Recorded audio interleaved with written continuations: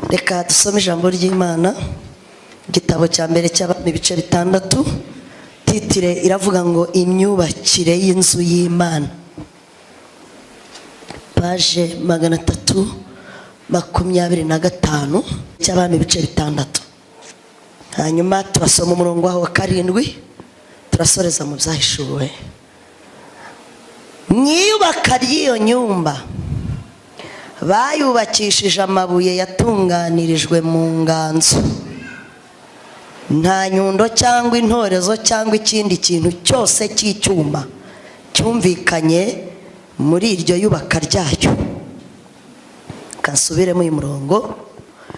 Mwiyubaka ry'iyo nyumba. Ese mwahageze? Suba mwamuri kumbeshya mutanahaza. Murahari? Hakuyi munsi mumeze mute ko ndeba ntasi kuntu mumeze? Murahari cyangwa ntabwo muhari? Nimbeho. Ubwese uragira imbeho y'ibintu biri imbere hirya iriya, wongeraho ningi ubu turabacyura koko. Wagerageje iby'inyuma bigafasha iby'imbere cyangwa iby'imbere bigasayidira iby'inyuma? Ariko mwanyikirije ngo amen. Turabanyamumaro munyikirize ngo yego, ariko mugire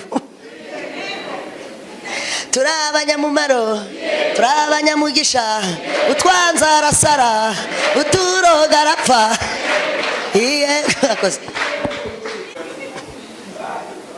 Turabanyamugisha, ako mujye mwikiriza nk'abakigabo. Erega nanjye mba nabikuyirigiriya, mujye muvuga vuba vuba. Turabanyamugisha, turabanyamugisha, turabanyamugisha, turabanyamumaro, utwanza arasara, uturoga arapfa. Turabanyamugisha, yego, yego, yego. Turabanyamumaro, dufashe igihugu, turasenga Imana, uturoga arapfa, twanga arasara.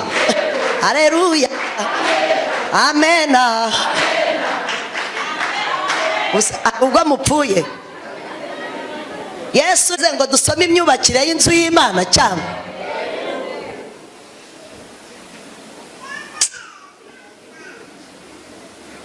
turi mu mugambi w'Imana. Ujye mwikiriza vuba, ariko se ndagira ntera ako mwaritse tugatandukana neza. Sinsigaje umunsi umwe, yego murandambiwe, ariko nimwihangane ejo nzataha. Urumva ibintu byo kuntura umujinya, waba wihanganye kuko nanjye sinjye, sibyo? Urandakarira ko buri mwana wese akinize, ko ikintu ushimira Kristo ko adajya akina amajonjora, akina finale. Urumva hari icyizere cyo gutahana intsinzi? Ako iminsi tumaranye nta kintu Imana irakora. Oya, hera imbere hirya iri, ntabwo wongeye kwimenya no kwiyubaka. Iyakire wewe.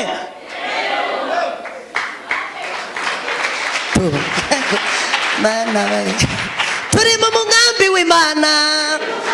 Yewe turi mu mugambi w'Imana. Ako mwanya imiki hano hari abacuranzi Mana. Ubuse tuvuge ngo ibeze cyangwa ibatunganye bunyuguze bateranye. Mugambi w'Imana. Yewe turi mu mugambi w'Imana. Yewe turi mu mugambi w'Imana. Yewe abakobwa muri mu mugambi w'Imana. Mugambi w'Imana. Yewe turi mu mugambi w'Imana. Bana batoya muri mu mugambi w'Imana. Yewe muri mu mugambi w'Imana. Abagabo muri mu mugambi wa Data. Muri kwiga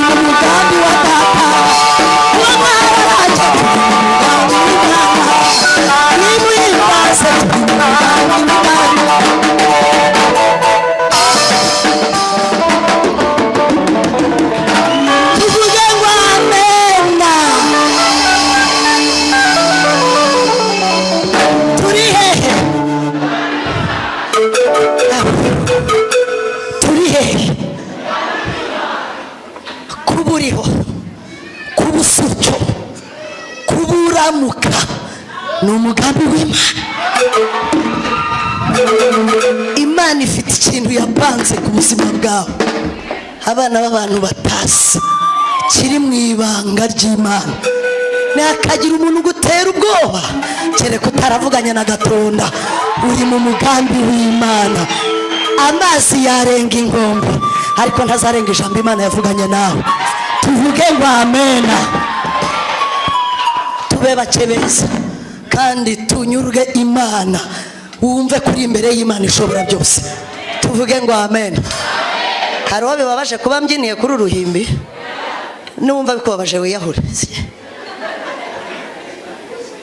Ubwo se ko ntagiye mu kabari nta nakonze, nk'uwabyiniraga icupa rya mitsingi akabyinira ibitega, akarara abyina mu kabari yashoyemo naye gucuragura gusa se nta n'umuntu uri bugushimire.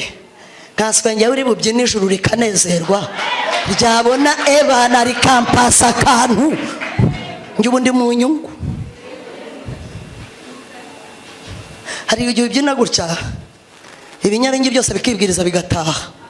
Noneho iyo ubyinnye umugome wawe yaje gusenga, wa undi wavuze ngo uragapfura akagira utya, akabona umuziki urawuhaye, aravuga ati cya kintu burya ntikijya kinababara.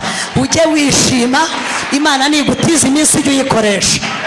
Usigira ngo umuntu uri rusororo wamubwira ngo koma amashyi. Uzi ukuntu bari abaturanyi batuje, nta stress, byararangiye. Uwamanutse ni kuriya, uwagiye afite imirimo yakoze, uzazuka imirimo myiza ikamujya inyuma, nibyo uzazuka. Ubwo amacupa akamuherekeza, nibyo hariya niho ruzingi. Ariko profita kugira ngo ukore imirimo myiza ya nyuma izahesha iya mbere agaciro. Jya wibyinira iminsi ni mike. Tuvuge ngo amen. Ndumva mpumetseho gatoya. Shaka kubyinira Imana biraryoha. Yewe usiko Dawidi byamurenze akabyina, umugore ati sheri unteje abantu, undi ati ndamaze.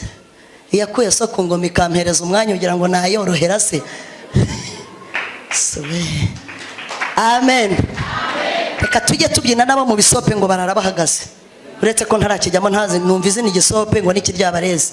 Ariko rero umuntu ukiri umurokore kirya mu gisope sinzi ibyo usopayo.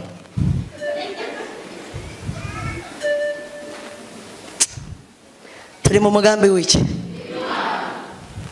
Ntabwo ari igisambo, Imana ntabwo ari igisambo, zaduhemba ntabwo ari igisambo, uhumure ntabwo. Igitabo cy'abami mwahageze? Imyubakire y'inzu y'Imana murimo murashaka kuyumva cyangwa ntimukeneye kuyimenya? None ngiye gusoma sibyo? Ibice 6 murongo wa 7. Siho nari mbabwiye. Ijambo riravuze ngo mwiyubaka ry'iyo nyumba bayubakishije amabuye yatunganirijwe mu nganzo. Icyitonderwa, nta nyundo cyangwa intorezo cyangwa ikindi kintu cyose cy'icyuma cyumvikanye muri iryo yubaka ryayo. Hanyuma umurongo wa 11, bukeye ijambo ry'Uwiteka riza kuri Salomo riti, mbonye iyi nzu wubaka, nuko nugendera mu mateka yanjye ugasohoza ibyo nategetse, ukitondera amategeko yanjye yose, akaba ari ugenderamo, nzakomeza ijambo ryanjye navuganye na so Dawidi. Ishuri we Yohana ibice 21. Hanyuma umurongo waho wa 4 haravuze ngo izahanagura amarira yose ku maso yabo, kandi urupfu ntiruzabaho ukundi, kandi umuborogo cyangwa gutaka cyangwa kuribwa ntibizabaho ukundi, kuko ibya mbere bigize gute? Bishize. Yicara kuri ya ntebe iravuga iti, dore byose ndabihindura bishya. Kandi ati, andika, kuko ayo magambo arayo kwizerwa n'ay'ukuri. Umurongo wa 6 haravuze ngo, kandi iti, birarangiye, ninjye Alpha na Omega, itangiriro n'iherezo. Ufite inyota nzamuhera ubuntu kunywa ku isoko y'amazi y'ubugingo. Umurongo wa 7 urambwiye ngo unesha azaragwa byose, nanjye nzaba Imana ye, nawe aba umwana wanjye. Tuvugire rimwe ngo amen. Samura vurimeho gato uvuge ngo amen. Ongeraho gatoya cyane uvuge ngo amen. Funga Bibiliya tuganire, warekodinga, wafotora, ukora ibyo ushaka, ariko utega amatwi. mwagiye mwumva ikinyarwanda.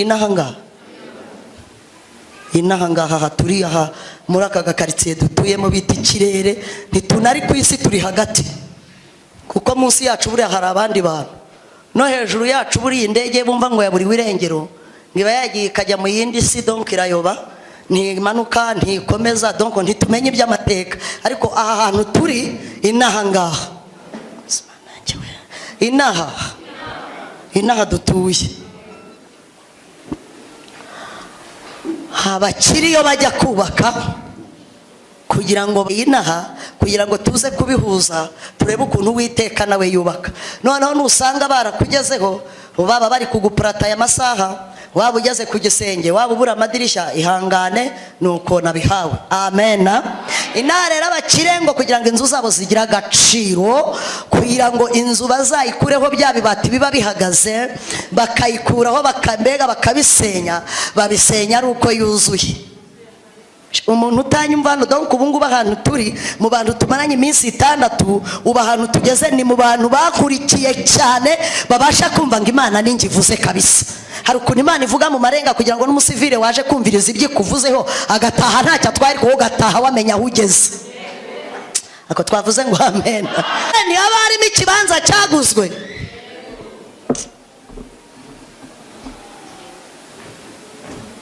tuvuge ngo amen.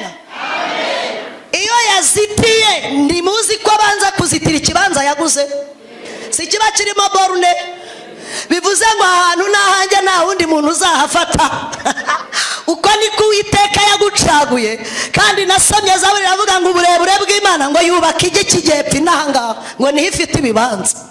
Harituye, nta muntu wagura ikibanza, nta muntu uzatura hejuru ahantu mungejeje. Isubwo mu mamwe mo kumva. Iyo yirebye inaho ibona muri wowe harimo ibibanza. Kandi uyu mugabo yajya kubaka, uko mubona inzu zanyu zitanganye ibisenge, uko mubona imwe ari iyo duceroma, yindi gitwe kimwe, icyumba na saro. Kandi umugabo uri mu cyumba na saro n'uri muri etage bose bitwa abagabo, ntihazagira umuntu ugukanga. Iwawe nawe urayobora, utazisuzuguza ukaba inganzwa ngo nuko ukodesha. Burya buri nyubako yose ivuna nyirayo, nariya mwishyura ba nyiramazu muba mwayavunikiye. Ngo mvuze nabi, tonda Imana ibanze gukosora umenye uriwe. Ikibanza kiba cyamuhaye ibyemezo by'ubutaka byose abifite, uko niko Imana ikureba ikakwisinyaho ikavuga ngo ndirahiriye ntacyo azaba. Ariko mwavuze ngo amen, ikarahirira ngo ndirahiriye uyu muntu ni uwanjye, ibyangombwa ninjye ubifite, ninjye uzi igihe azapfira, ninjye uzi ikizamwica, nzamuhamagara igihe nshakiye, igateza borune ikavuga ngo ndirahiriye ndi mu ijuru ryanjye, nta nkota bazacurira ko kurwanya ngo izagira ikigutwara. Boruni kabira iteye, abarozi bakaroga bigafata ubusa, bakavuga ngo ntibuzaba, ugasezerana bashinyika amenyo bakanabutaha, bagashaka bakavuga ngo ntibwari bubi cyangwa bwari bwiza, biramaze, icy'ingenzi nuko wayambaye. Haleluya! Ibyo barabivuga kubera iki? Borune yarashinzwe. Ikintu nkundiriye Imana mu myubakire yayo, ngo nubwo yubaka imanuka inaha, fondasiyo ibiri hejuru. Fondasiyo y'Imana iri hejuru. Niyo mpamvu ubuzima bwawe Imana yabwimanye, nuko fondasiyo y'ubuzima bwawe iri imbere y'intebe y'Imana. Imana yakwimanye kubera fondasiyo. Iyo ubuzima bwawe bushingiye inaha, uba warapfuye kirya gihe. Munzitirire kiriya kibanza n'icyanjye, mugishyireho korotire, mushyiriho n'icyapa kivuga ngo birabujijwe kwinjira hano utahakora. Hari ukuntu Uwiteka twubaka akadushyiraho ibyapa, mugome yakureba akagutinya kubera ko atazi yaguhamagaye naho yaguhamagariye ahariho. Kuri rwa ruki, kuri rwa ruzitiro, muzihangane murebe, yemwe bazinduka mujya ku kazi. Hari abantu bita abagabo bazindukana amapiki, imyiko, amanuza, inyundo, inkero, isuka, ipici, iranda, nkurikirana sumungwa, rucukura, buri muntu n'icyo yize. abo bemerewe guhagarara ku ruzitiro rwawe kuri nyiri ikibanza, ngutangariza ko waguze ikibanza hadashinzwe kuza kucyubaka, icyo akora ashyiraho ushinzwe kuzubakisha. Ntago mwumva.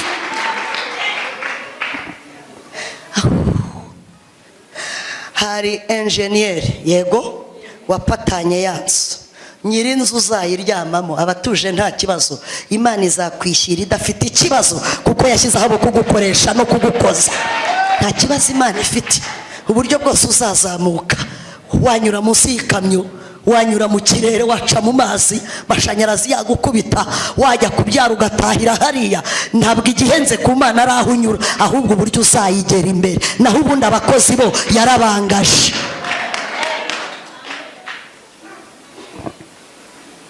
Saa 11 murabizi ko baba bateye ku iperu, ikamyo hari igihe haca igapakira abakozi, murabizi ko bavuga ngo ni ugutega indege. Areruya noneho rero turi ku myubakire y'inzu y'Imana. Babantu babapakira mu modoka cyangwa baziye aho boss ari bwubake cyangwa bari butanga akazi, basinuka n'amaguru bagatega bikabavuna, ariko icy'ingenzi ni uko bageraho ikibanza kiri kugira ngo bangashwe.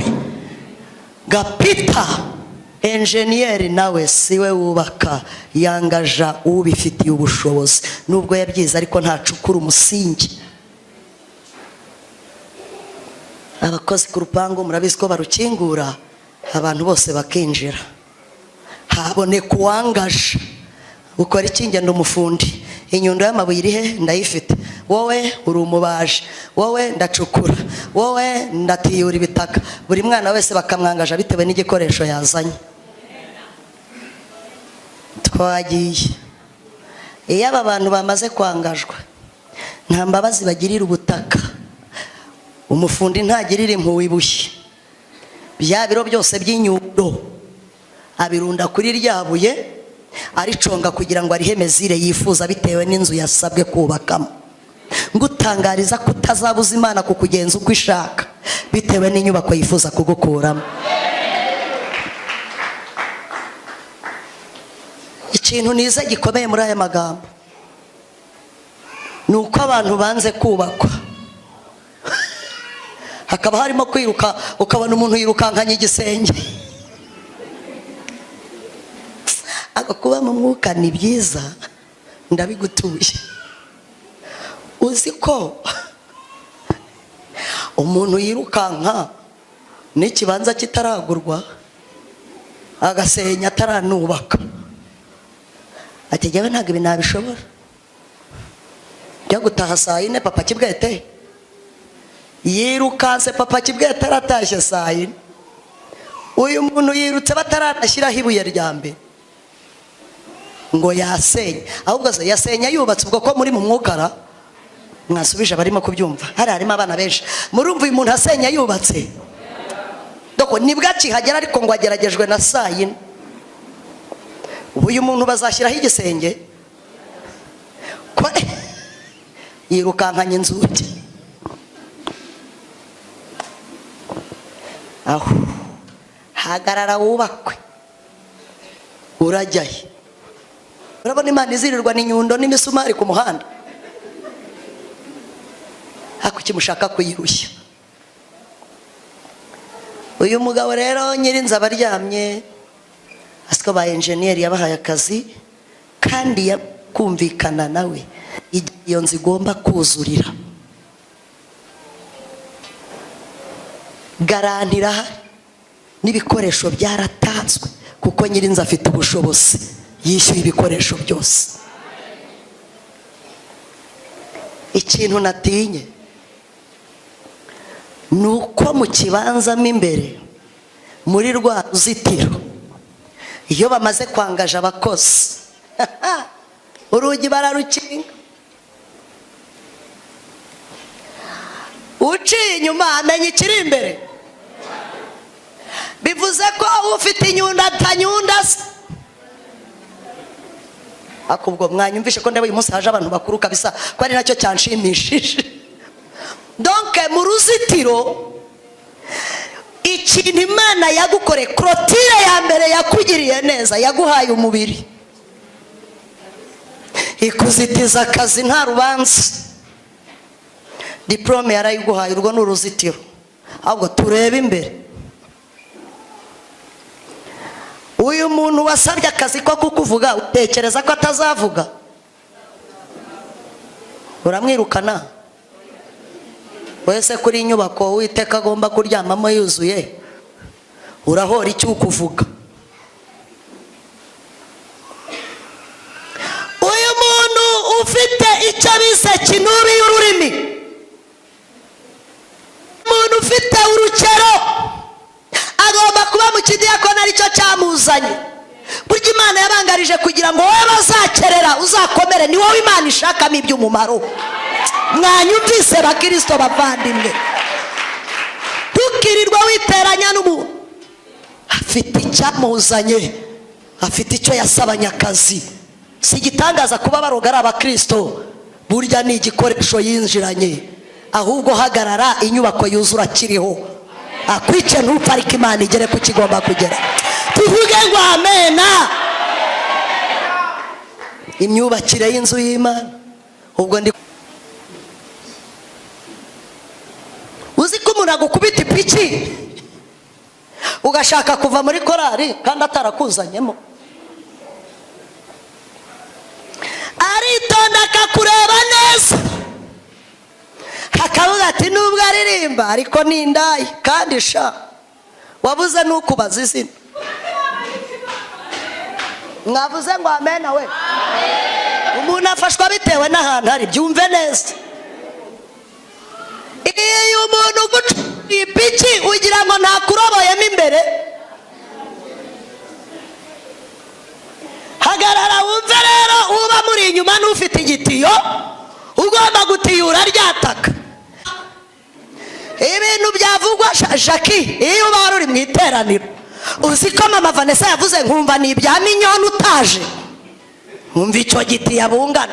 Hanyuma se gufasha itaka ryatiye ukaryerekeza kuri mama minyoni utaje, wowe wumvaga nta kikureba mu byavuzwe. Nicyo ashoboye wimurenganya, nicyo yasabiye anyakazi, nugutiyura ajugunya hanze. Uramubona uko yashatse, ntibari baberanye. Dore ngabo hako we yagufatishije iki?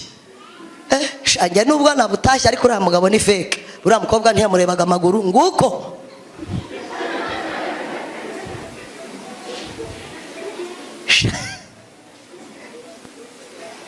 Imyubakire y'inzu y'Imana, ucukura n'utiyura ni abagome cyane. Ubwo kandi uko bacukura, umuntu uzashingamo ibuye wararyoroheye, ntabwo agutinya ngo uri umunyacyubahiro. Niyo waba ukomeye uvuka kwa Ntuza, afata kinubi, atako ni wowe wishyize imbere we. Ariko muri hano cyangwa ntago muri hano sha, namuwagira umunyenyundo kwibuye, aritonda, ntareba ubunini, ntabwo akangwa na diplome. Inzobe yawe ntishaka umukoraho. Niyo waba utaha mu gipangu gikinguzwa na telekomande, kereka atarangajwe kukumanyagura.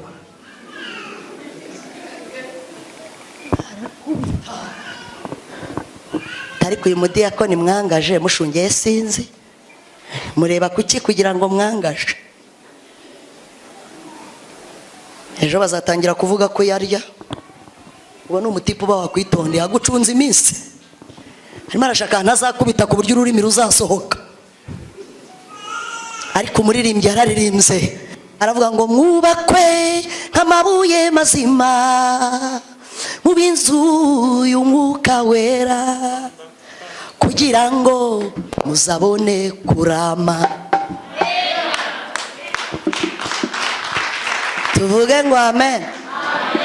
Umugore wawe se aragutinya ngo nuko wanamukoya yawe, kereka atari igikoresho Imana agwaye kikunyundira.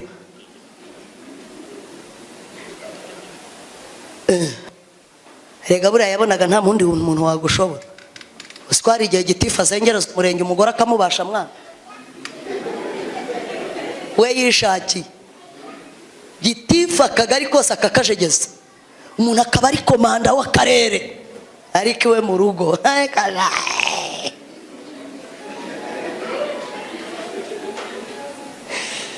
imyubakire y'inzu y'Imana. Usiko umuntu ashobora kuyobora igihugu akomeye, vuga ngo akomeye, ariko umugore bashakanye akamushobora ari umwe, burya bafite kinubi, arakugegena ugataha kare. Byo kuvuga ngo uri umugabo ariko yibutse ko bashobora kuguhamagaza muri leta.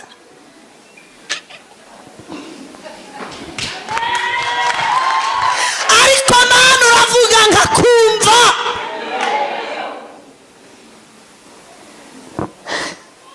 Hari ikintu kigomba kugushobora, undi mu mateka umuntu wese agira ikizamubasha, kandi ujye ubaho urwana ishyaka ryo kugira icyo urusha abandi. Umuntu nakurusha umugore mwiza, akakurusha inote, akakurusha imodoka, uzamurushe zomene. Si byose ugomba kuba ufite ikirusha umuturanyi. Ibyo byose yabikurusha, ariko warya mukamubwira uti muturanyi, ngiye kubona mboneje imodoka yawe yibirindiwe munsi y'umuhanda, niko data avuganye nanjye, zibura n'icyaka kikubahira. Mu kazi mukora yakuyobora afite inyenyeri 800, ariko ukubise muri pose isengesho afandigira hino nkubwire mbonye Uwiteka ambwiye ngo ibi nibi zibura kubahira icyo. Imyubakire y'inzu y'Imana, iyo ukubita ibuye, kandi reka nkubwire uhumure, nta nkuru imara iminsi. Mwabonye imara amezi ze yihitinga mu gitondo saa 6 nimugoroba, cyakoze bakabije bamara icyumweru. Ubu bakibivuga mu kwezi bahita bakubwira bati ibyo byarashashe. Ruhumure, nta nkuru imara iminsi. Umwe wagucukuye n'uwagutiyuye, kuko akazi kabo karangiye, bava mu byuma abandi bagakora sha. Nta nkuru imara igiye we. Umunsi mwashakaga makeke, hari ibintu Imana ikora, hari ibintu niyo wasenga mu bitara Imana idashobora kuvuga mu bahanuzi, ahubwo itegereje ko ubwenge bwawe bwiyungura ibitekerezo nicyo yabuguhereye.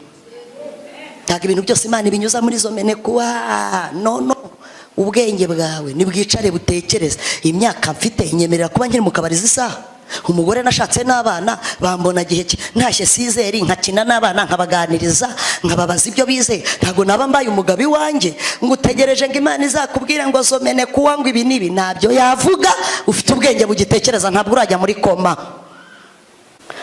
Nakubiswe icyuma mu bitugu, hari kwa gatanu mvuye kubwiriza ahantu bita ku Gatare k'Igahanga.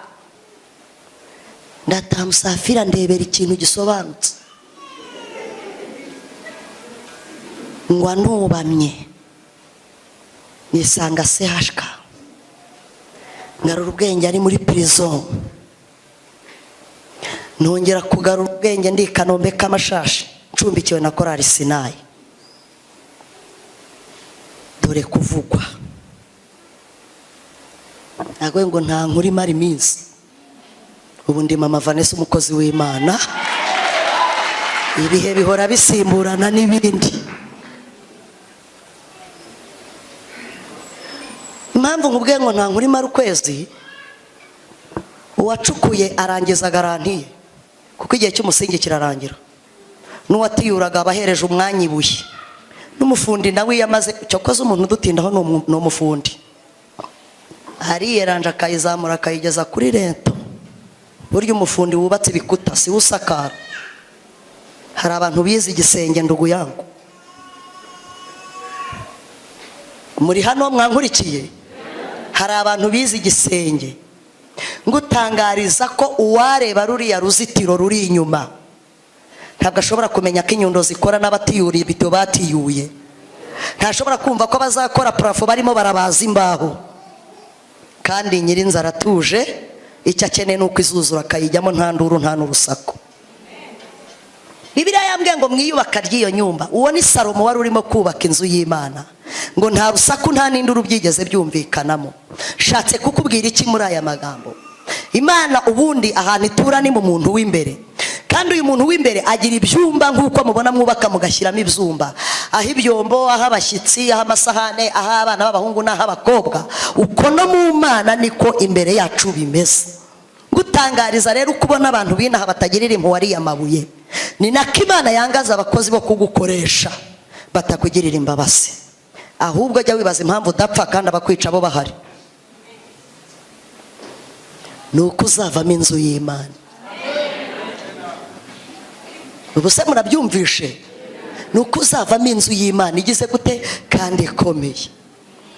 Imana ishobora kukuzitiza amafaranga, ikakuzitiza umugore mwiza w'uburanga rwose, ukaba ni uruzitiro, mwana atambuka bati mama Bobo ameze neza, papa Bo, papa Jori, papa runaka, shabari abana n'abana beza, ariko inyundo zirimo imbere. Ubu ikinyarwanda nkoresheje muracyumvisha cyangwa ntimucyumva?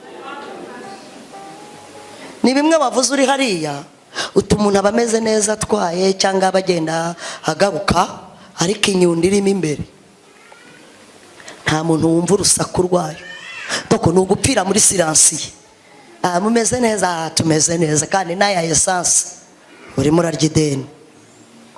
Cyakoze mbabwire, hari ibintu Imana ikora ikica iperereza. Ese ubwo murimo murabyumva? Imana igiduhisha ntihabwe icyubahiro. Ni ukuri iyo Hamani mu gipangu kwa Asuwerusi, iyo amenya aho iriya paje iriho ariya magambo Morodekayi yavuze, iyo ahishurirwa paje y'ariya magambo, yari kuyica ahacu hakarangira. Imana ishimwe ko igihisha amabanga y'ubuzima bwacu.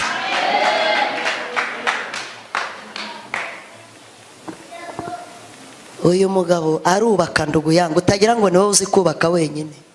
Uko mubona mushyiraho ibisenge, mukabicurika, mugashyiraho amarange, mugashyiraho amadezayini ukuntu, ndagira ngo nkubwire ngo ni Imana itugezeho ikabona uzavamo umuntu w'icyubahiro. Ikubaka ntacyo yitayeho, iragusenya ikagushwanyaguza. Hari n'igihe yubaka mu cyiciro cya mbere, ikabona izo nzu ntizigendanye n'igihe, nayo ikavuga iti ndazana iterambere ryanjye. Kugira ngo ugire agaciro, Imana ikubaka mu buryo ishaka.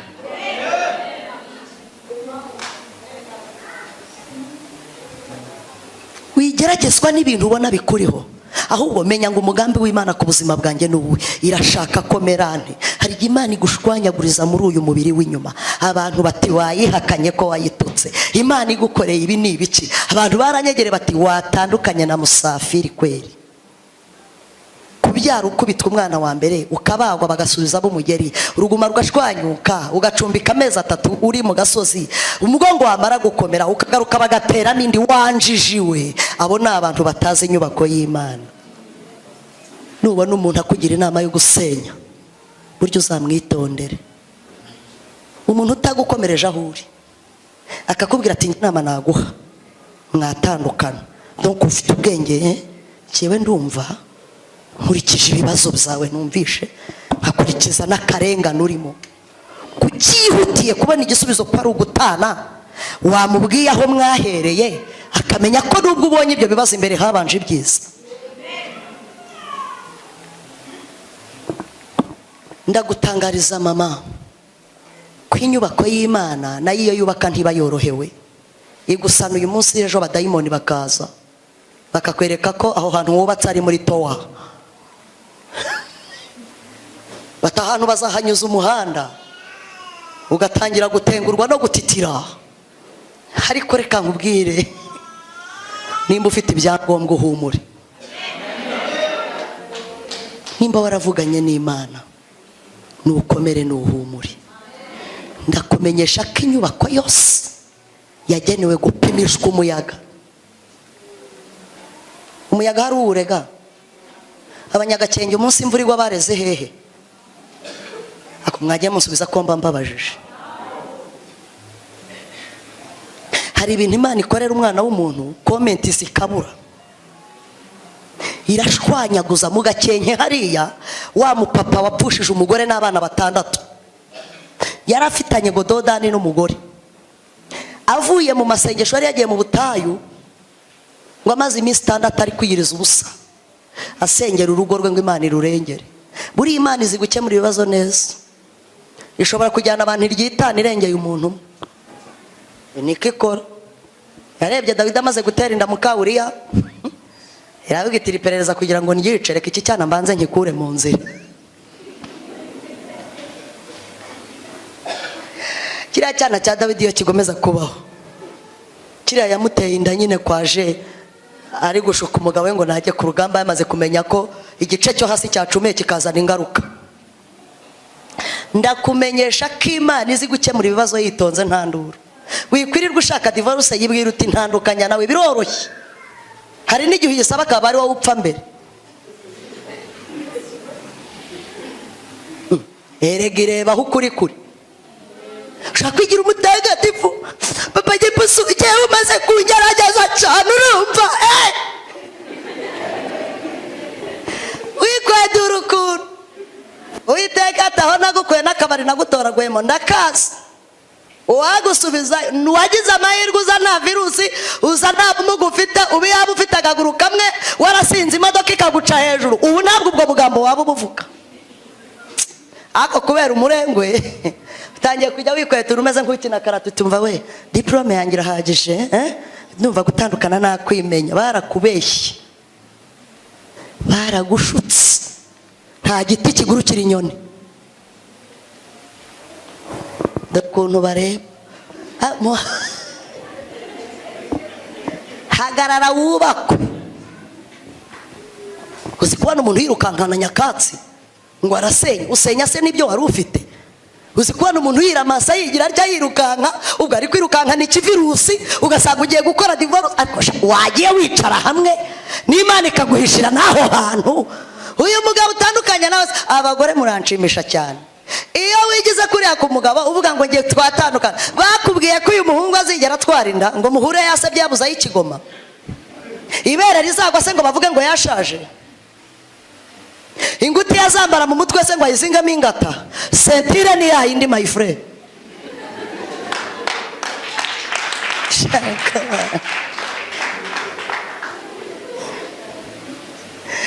Agarara wubakwe, Imana igukuremo inyubako nzima ku buryo izagukoresha umurimo wayo ufite icyubahiro gihamye. Ngo yemeze nkubwire ngo London ngo hari ahantu umanuka ngo ukakatakaritsiye gute se? Ntago bishoboka. Buriya kugira ngo utinde ukora ibyo utazi watinda ubyiga. Buriya mu bintu byose ukora nujya gufata icyemezo ujye ubanza ureba ingaruka. Nagombaga kuba naratandukanye n'umugabo uwo munsi iryo joro, kuko bwakeye mu gitondo umunsi nitaga uw'ibirori, uw'inda y'amezi 5 akomanga mbwira ati wangenje ute Musafi, ko ari njye wari uri kuyifishi. Naho nahe iryo joro ry'uwo munsi tumaranye imyaka 15 imyubakire y'inzu y'Imana. Iyo ntihanganira hariya ntago ubu nkeneye, nta nubwo ubu nyumva. Imana yari iri mu nyungu zayo.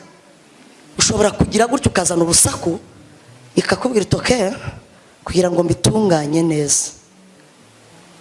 Papa Gipusu ejo nzaguhamagara saa 6 uzabutashye, ukiyurira akamoto Imana ikakweza uryamye ikanabitunganya. Byaba na ngombwa ukabwira sheri wawe uti ndose nambaye ikanzu, ndose nkora ubukwe, mu gitondo ugataha. None Imana igahita ibwira Margarita itoke noneho namucyuye ongera wiryagagure, igahita ifunga defense ikakwambura n'ubwiza n'icyubahiro, ugahinduka mayibobo mu muhanda. Ntihagire n'ugusambanya ku gihumbi n'uwa 200 ntumubone. Imana ifite kugusuzuguza ikanagusuzuguza nitakukandagiraho. Ngo mvuze na buragira ngo nkumarire iki?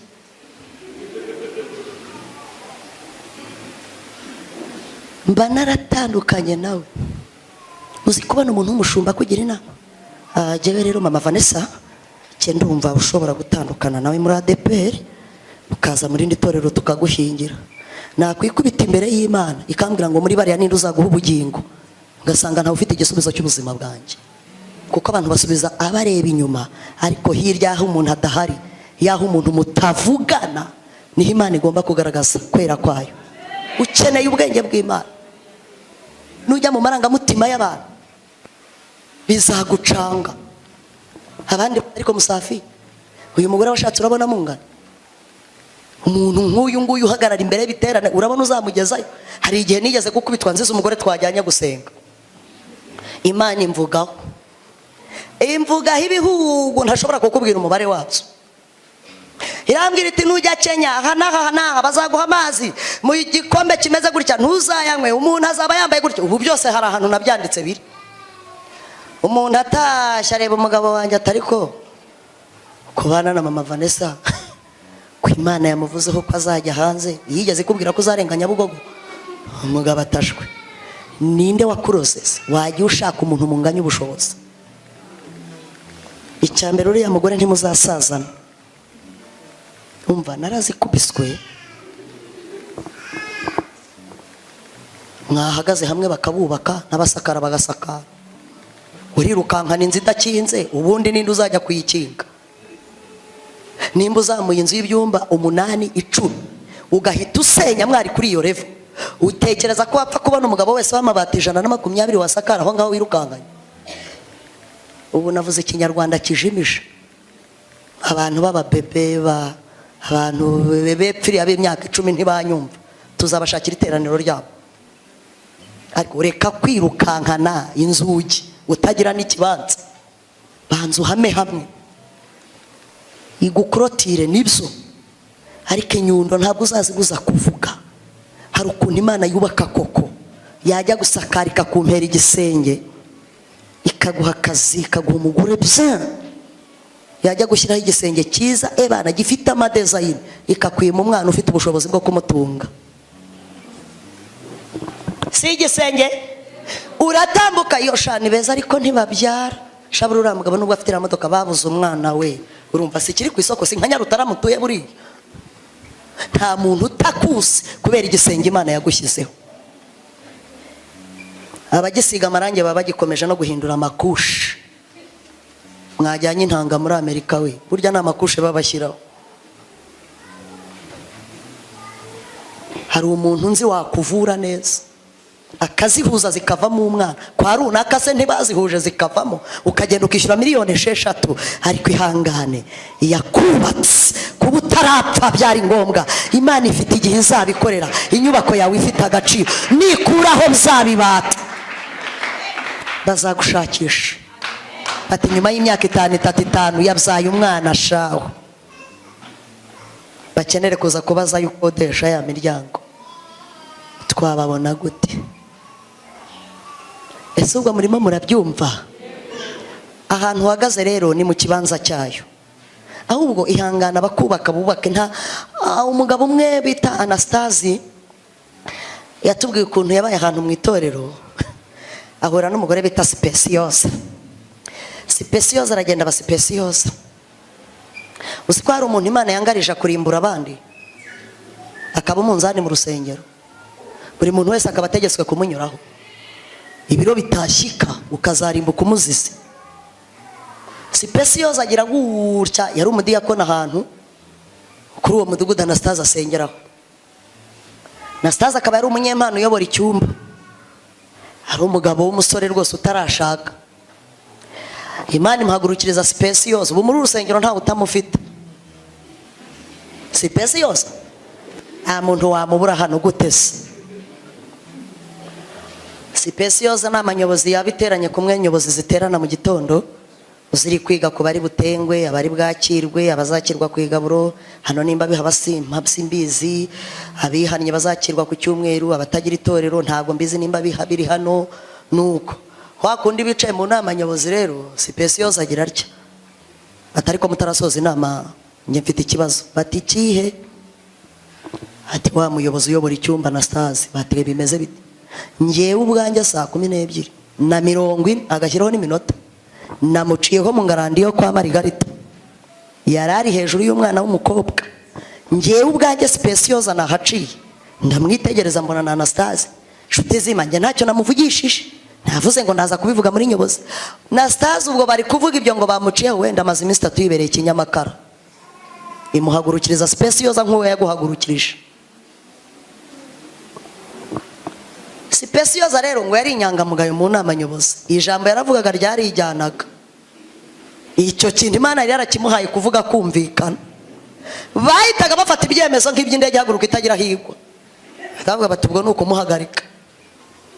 Ejo Anastase bakamuhamagara bati nyobozi iragushaka. Ntugahamagarwe n'abadiyakoni wa muntu we, Imana izagufashe ntiwitabiye hano. Anastase bamwicaje imbere y'umushumba, imbere y'abadiyakoni n'abarimu. Anastase karame, tukimara kumenya ko waguye mu cyaha cy'ubusambanyi tugiye kuguhagarika amezi 3. Jewe Anastase nta kindi urenzaho, kuko wabivuze n'umukozi w'Imana kandi yaguciyeho uri mu ngarandi. Specials agahita amanika ikiganza. Anastase ntabwo nkwanga kandi urabizi ko nkuba. Ni ukuri nubwo ntabashe kumenya umukobwa mwaryamanye, ninjye n'amaso yanjye yakubonye. Nari ngiye kugura ikibiriti ngwe umva ariko ahubwo Uwiteka nagukomeze wubakwe. Nimba ari nirangi ureke barishyireho. Menya amakuru ko fondasiyo iri ku Mana gusa. Anastase ati ubwo muranzura uko inama yategetse, ariko njye ibyo birantunguye. Anastase ngo yatenzwe 4 mu mwaka umwe. Donc buri gaburo ryose baragiraga gute, baramutengaga. Ngo amaze kubirambirwa afata amasengesho y'iminsi 3, arazamuka ajya mu buvumo bwa Jangwani hariya Nyabugogo, ugikata ku giti cy'inyoni. Anastase aragenda aryamamo. Umunsi wa mbere, umunsi wa kabiri, umunsi wa gatatu ararota ku manywa y'ihangu, yiseguye urutare yiryami. Agiye kubona abona mu gisenge cy'urusengero hamanitse umunzani. Urabona ino ekara ni umunzani, akakuma kari gatendetseho sipesi yose. Umarayika araza aramubwira ati Anastase, Imana ishimwe ko ituzi n'amazina wawe, iramubwira ngo shaka icyo uhagararaho, uzatinye Imana ikubwira iryo jambo. Uzi ko warengerwa n'ituro watanze rishyitse ukarihaga. Ntabwo mwumvisha. Nuzajya ujya mu nzu y'Imana, ibintu ubona bitanyeganyeza umutima wawe ntibyananyeganyeza uw'Imana. Gushushanya utambuka no kugira ngo tukurebe uko ufite ibiguru byiza, ugashyiramo 100 hari reka wiyicarire. Imana iramubwira ngo shaka icyo uhagararaho kizima kandi gikomeye, ushyikira amaguru ya Specials ibiro nibitagera mu rushinge ngo byuzure 100 n'ubugingo ntabwo ufite. Ngo sinza ukuntu yakebutse iburyo bwe, ngabona tabureti ikomeye ayikandagiraho, afata kukuma ya tabureti, marayika arayihirika aranagana. Urushinge ruragenda rwikubita muri 60. Marayika aramubwira ngo nta bugingo ufite utaruzuza ibiro 100 kuri Specials. Gehenomu irakwasamiye. Bamusomera ijambo rivuga ngo hahirwa uwihanganira ibimugerageza, namara kwemerwa azahabwa ikamba ry'ubugingo. Marayika aramubwira ngo uriya ni umukozi Imana yangaje kugira ngo agerageze abari mu rusengero bose. Si wowe wenyine, hari n'abandi bazaca kuri uyu munzani. Genda umukunde kandi ibiro byawe bijye bishyika buri munsi. Niwakuzuza 100 ubugingo uzabubona. Nawe udafite sipesi hano, sipesi ntibumufite. Muri korari se wamubura, mu ishuri se wabura sipesi, mu kazi se wamubura, kuri bose agucongera ngo wamwirukanye ngo abantu b'abarokora ubakoresha ute? Muntu utanywa mitsingi sipesi urumva wamubura wowe? Ese mwabyumvishe? Sipesi ni wamubura mu gihe bakwerekanye hano, niwe wa mbere ugomba kubyica akabizambya, zaba ngombwa akiyambaza iz'abakuru hakurya. Sipesi wamubura. Ikinyinya kuri paruwasi bashyinguye umwana w'umusore bita Marirose, yakoze ubukwe ku wa 6 kuwundi turamushyingura. Yakunze abana b'abakobwa, akunze uwa mbere Imana itinda kwiyamye. Yikubise ku wa 2 atumvire mu nkumi, iramubwira ngo ntegereza njye mfite uzatuma winjira mu marembo y'ijuru. Ntago abagore bose ariko bazatuma mugira iherezo ryiza mwabagabo mwe. Hari n'igihe muzaza nubacukurira imva. Marirose b'abakobwa 2 babenzwe barihuza bakora association tumuhombe bahuza cash avance 20,000 ku mukecuru umudiyakoni ari ku muganda w'urusengero ari ku wa mbere. Mukecuru arahamusanga aramubwira ati Mari ufite ubukwe kwa gatandatu uzajya mu rukiko kwa kane uci wanjye. Arahaca mu kubitira icyayi cy'amata kirimo ebana. Marie Rose yavuye aho umuriro waka. Uwabwiye ati ndarwaye bati ni stress z'ubukwe. Kwa gatanu mu rukiko bamujyanye mu maboko arahira atavuga. Marie Rose kwa gatanu araremba. Kwa gatandatu baje kumureba mu gitondo ngo ajye muri dote bamutwara mu ivatiri cyuya kiri kubira. Ndarwaye ndumva ntameze neza akikaruma akavuga ko atameze neza ari marapfa. Bati ni stress z'ubukwe. Bamusezeranyije yicaye mu ntebe. Nta magambo yavuze impeta yabaye sinyari. Bya bindi by'amagambo bavuga negative. Iryo joro ry'uwo munsi space wamubura wowe. Ahubwo Imana ibaturinde. Imana iturinde ba space. Naho iminzani irahari. Na Staze hari ku cyumweru ngo yakura urupapuro arandika rwo gushima Imana. Amaze kurwandika baramuhamagara bati ngwino ushime. Ati ndagira ngo umukozi w'Imana specioza aze dushimana Imana. Yari bubyange se mudiyakoni oya. Araza bahagarara kuri mimbara hari. Anastaze ati ndashimira Imana yangaje specioza nk'umukozi wayo. Nkimara kumenya ko Imana yaguhamagariye kugerageza abari mu rusengero bose.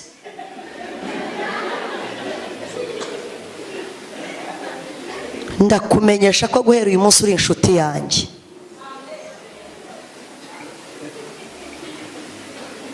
Ijuru rirahenze ntaho rihuriye niyo nzobe wifuza nayo mafaranga ukeneye. Aramubwira ati guhera uyu munsi uri inshuti yanjye.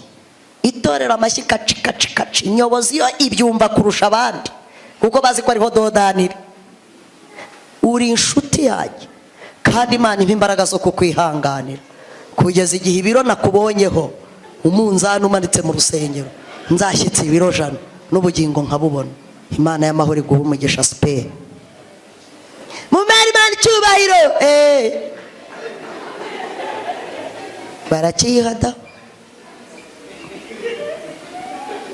Unesha azaragwa byose. Unesha azahabwa ikamba ry'ubugingo. Unesha Imana ntizahanagura izina rye mu gitabo cy'ubugingo. Mureke duhaguruke dusabe kunesha. Naho ubundi imyubakire y'inzu y'Imana ni danje. Reka kinubi zivuge abakerera inkero reka bazikereze. Wowe menya ko fondasiyo iri ku Mana. Ubuzima bwawe bwose buri mu biganza by'Imana. Naho ubundi iyo biba fondasiyo yayitari hariya ntago uba ukicaye aho. Hari ibyari kukurangiza nawe urabizi ko urwaye indwara yisha abandi ariko kubera ko fondasiyo iri ku Mana hari ikintu cyatumye Imana ikongerera iminsi. Ni ukugira ngo n'aya magambo nuyumva yashyire mu gaciro. Ahubwo uranesha. Kwa space waranesheje. Ku muturanyi waranesheje. Ku mugabo wawe waranesheje. Nawe yaba space ntiyaba we. Ubwo urumva njye atarabaye we. Uzi gusanga umukozi abyutse mu gitanda cyavuye kubwiriza uba ntabwo ari space we. Ese ubwo muri hano cyangwa ni muri hano? Uzi kugira ngo umugabo agupangire icyuma cy'ibitugu yatatse umwana y'imyaka 10 mu mwanya wo kumukatira 25 iwabo bagasohora 400 200 bigatangwa kugira ngo upfe. Umunsi wo gupfa Imana ikakurokora bakaza bakasanga mu nzu utarimo Imana akuciriye isiri. Abantu basenga tuvugana n'Imana dufite amahirwe. Bakwinjira mu nzu bagasanga abana nabarokoye nagiye gucumbika kwa mama Remi mu Gatenga ariko sha uzabibaze ko ari Sinai niyo yancumbikiye amezi 3. Ubwo ngewe ntabwo space nari nahuye nawe. None ugira ngo musafiri wanjye ntituzatandukanywa n'urupfu cyangwa Yesu agarutse ko ndeba Yesu yanze kugaruka.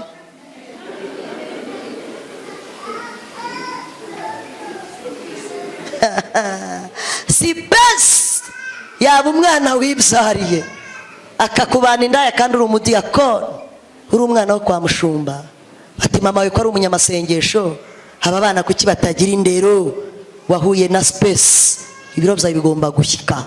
Imyubakire y'inzu y'Imana yakwemera kukena ariko igatura aho ishaka gutura. Iyo ubonye icyiciro cya mbere ari sawa, ishobora no kukugerekaho indi nzu ya kabiri. Imana inezezwa no guhora iguteza imbere kandi kunyujije mu bigeragezo. Uwareba Joseph agurishwa ukamureba bamupanga ku biceri, ariko ntawerekwaga ko azaba premier ministre. Icyo muracyumvishe neza rero.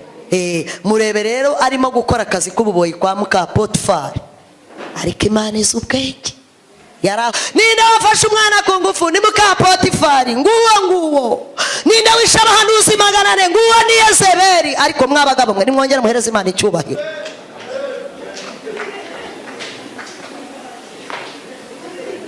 Ariko Joseph yarahuye na sipesi, uriya yari sipesi kabisa. Ariko Joseph aramureba aramubwira ati sipesi yo, aho kugira ngo mbimbwa imyaka 300 naba umugabo isaha imwe. Ako tuvuge ngo amen. No kuri kwima, aho kugira ngo ubimbwa cyangwa ubimbwa femine, waba umugabo isaha imwe mama. Serious? Hakugira ngo umuntu agusambanye iminota 15 uri umupfakazi, waba umugabo iminota 20 ukazapfura inyangamugayo. Imana ikirwariza kuri abo bana. Tugiye gusenga Imana. Unesha azaragwa byose. Kunesha ntibyoroshye. Yosefu aragerageza ati sipe oya, uwo munzani sinawe ujyaho mabuja. Nubwo boss adahari ariko yankuye mu rwobo, irandebesha amaso yayo. Sinahemukira umwami wanjye. Kumbe byari mu nzira yo kugira ngo ibiro bishyikire muri gereza.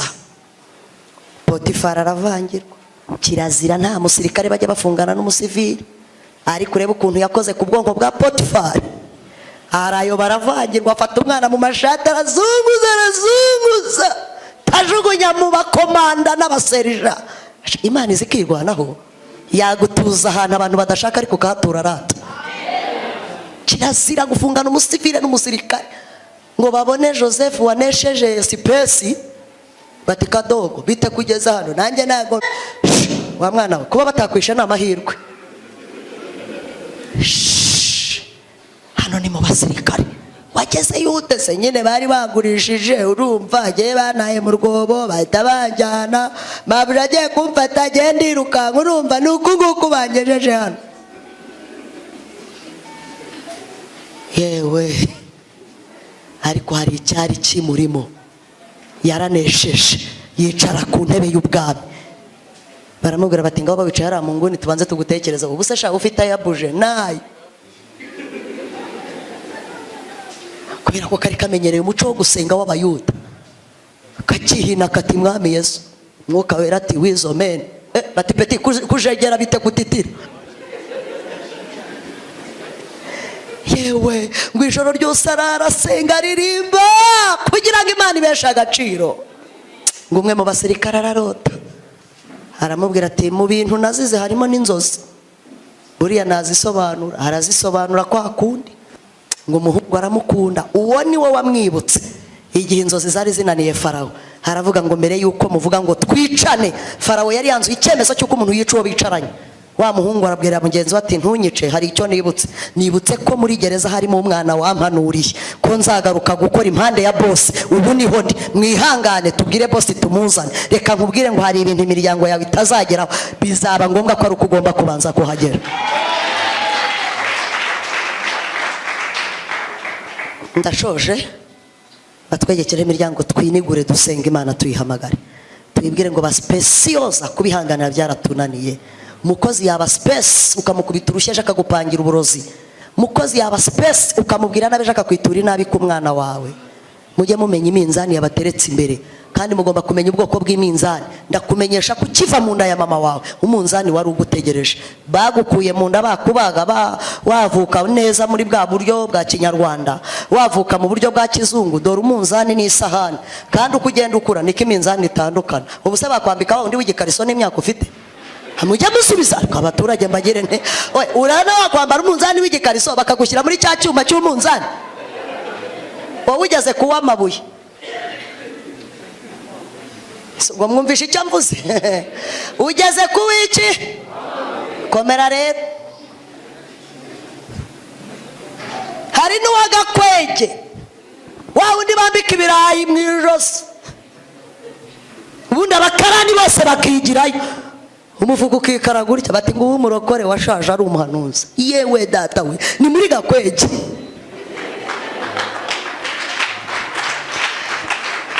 uzarenda upfuriho usohoka mu nda k'umunzani ibiro byiyongera bahinduranya igikariso umwana mbega kwa kundi kugeza kuri uru rwego muzarebe n'abana bacuruza iminzani ku muhanda turapima ukagenda ugahagararaho gutyo urushinge ntirwituruna rukakwereka ibiro ugezeho uzarenda upfa bakigupima rero tugiye gusenga Imana twaraneshejwe icyo ni icya mbere icya kabiri ntabwo twigeze twemerera Imana ngo itwubake uko ibyumva mwirukankanye ibibanza by'abandi abandi mushingura imbago mujya kuzishinga ahandi hatari mu kwanyu uwo bazavunira y'amaguru ntazatake Bibiliya yaryenye ko umugabo agenewe umugore umwe wowe urashaka uwa kabiri kandi ba space bifitiye na 40 baragumiwe ariko kuki abantu mwikunda no kubera iki mada iyo ushaka divorce ngo uzashaka uwa kabiri wategereje undi mwana nawe akabanza akamubura uzi ko hari abantu bubabaye bageze muri 37 n'itanu wowe washatse kuko ufite 20 nyine 22 uyaye gatatu ufite 25 zo gutangiye kwikwedura ngo uracyari muto menya ko hari abandi bana bategereje ntimugashaka inyongezo di uzi ko harimo abana b'abakobwa hano barira mu mibare burya nubona umugore yinjiye mu bintu by'urubanza ujye usenga rura rubanza urwica asubiriwe wenda uri yagiye gutwara niwe wawe nagira ngo ndikubwiriza abanyakore mana inyama mu butayu inyama mu ntambara inyama kugeza ku rwego babitoza abana bato ukabona ubwana buto n'imbere y'amose bacu yashaka inyama natwe yumva Imana imaze kumva irambiwe ijambo bita inyama iyo abaruzi icyo nkubwiye ibwira Mose bibabwire ko inyama nzifite burya inyama ushaka Imana irayifite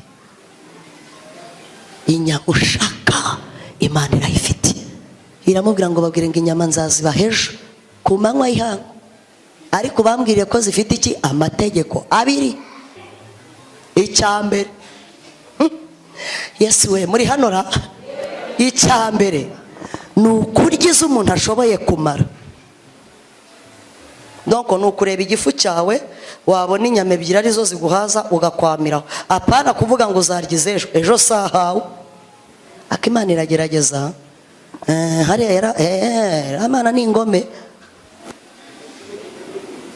Mose ati se nuzimanura ari nyinshi irabwita ibyo ntibikureba we babwire ko inyama nzazana ejo umuntu azaryiza ashoboye kugira gute kumara icya kabiri nta muntu wemerewe kubika inyama mu nzu mwanyumvisha ikintu ngiye kubahanurira ko gikomeye nta muntu wemerewe kubika iki inyama mu nzu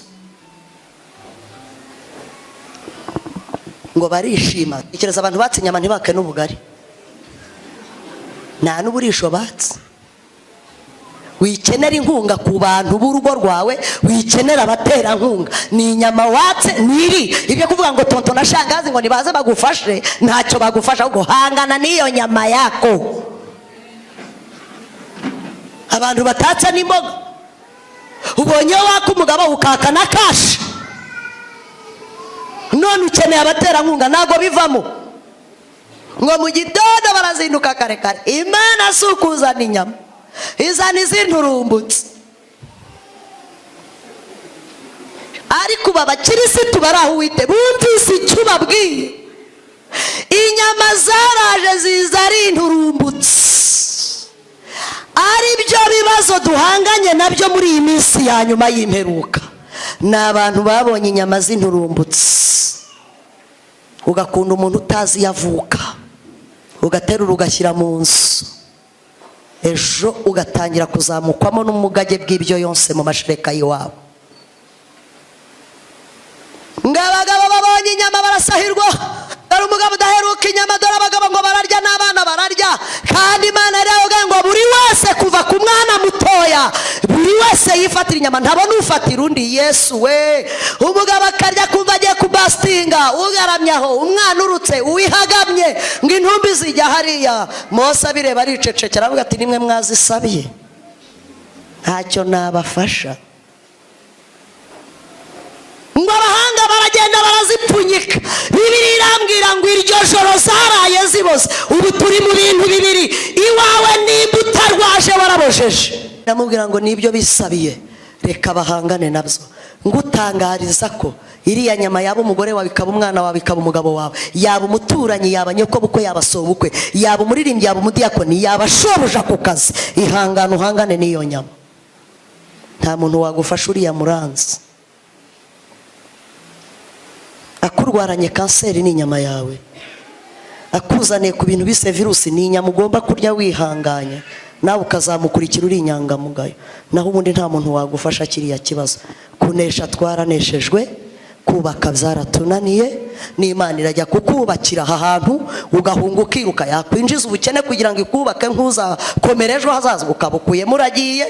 Imana yabuze ahantu yubaka, ibikoresho birimo birabunga mu kirere, kubera ko tumaze kumva ko twanze kubakwa nk'amabuye mazima. Abandi ba specioza batugeraho, ibiro bikanga gushyika.